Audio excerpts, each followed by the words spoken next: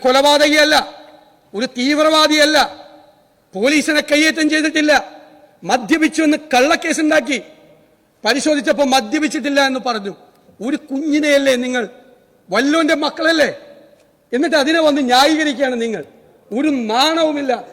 ഈ ക്രൂരമായ മർദ്ദനത്തെ നിങ്ങൾ ന്യായീകരിക്കുകയാണ്. അതാണ് നിങ്ങൾ ചെയ്തത്, അതാണ് നിങ്ങൾ ചെയ്തുകൊണ്ടിരിക്കുന്നത്. സർ, ഈ ദൃശ്യങ്ങൾ പുറത്തു വന്നപ്പോഴല്ലേ എന്നെ തടസ്സപ്പെടുത്തിയ മുഖ്യമന്ത്രി സംസാരിക്കില്ല, എന്നെ തടസ്സപ്പെടുത്തിയ മുഖ്യമന്ത്രിയോട് സംസാരിക്കില്ല. മുഖ്യമന്ത്രി തടസ്സപ്പെടുത്തിയ